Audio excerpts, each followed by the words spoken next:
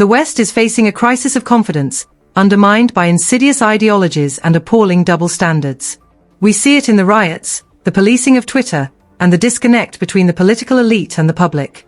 The Islamist threat in this country is real, the largest terrorist threat we face, yet it's often downplayed.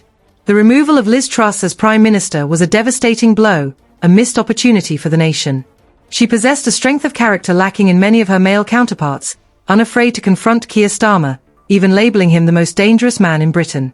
This assessment, while bold, was not unfounded. Truss was a principled leader, prioritising the British people and their interests. Her vision was clear, her approach direct. The establishment couldn't handle her, she didn't fit their mould, and they never gave her a fair chance. In her first interview since Trump's re-election, she didn't hold back, criticising the current government and Starmer's assault on free speech. She lauded Elon Musk for defending fundamental rights and called out Starmer's lame response to Musk's criticisms. Truss recognised the authoritarian tendencies of the woke left, their intolerance and desire to impose their worldview on everyone. Starmer's actions regarding free speech are deeply concerning.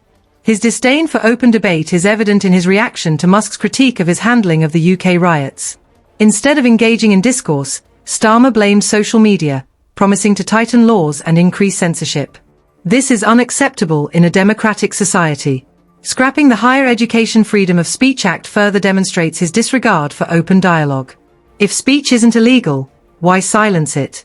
The government shouldn't be the arbiter of acceptable expression. The crackdown on free speech in the UK is alarming.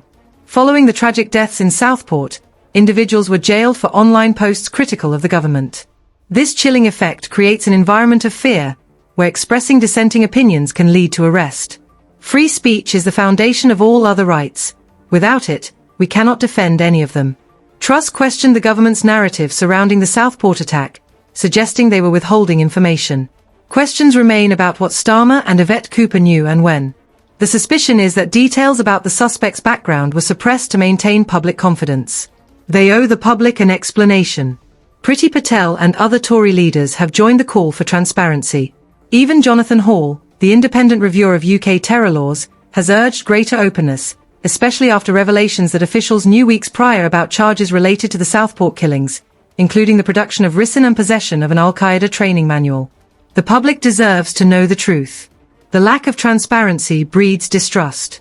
Starmer, as a former director of public prosecutions, is part of this opaque system. The lack of accountability is deeply troubling. The differing approaches to Islamism and the so-called far-right highlighted by Starmer in his commentary on the riots further underscores this concern. The government's silence in the wake of the Southport tragedy is disturbing. The 8-hour delay in releasing information about the suspect allowed rumors and misinformation to flourish, including false claims about his asylum status.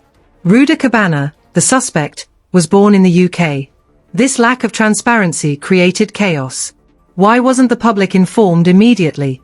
Jonathan Hall's call for proactive information sharing in high-profile cases is crucial in the age of social media. Simply stating no comment is insufficient. The revelation that the Home Secretary would have been immediately notified about the presence of terror materials raises further questions. It's difficult to believe senior officials were unaware.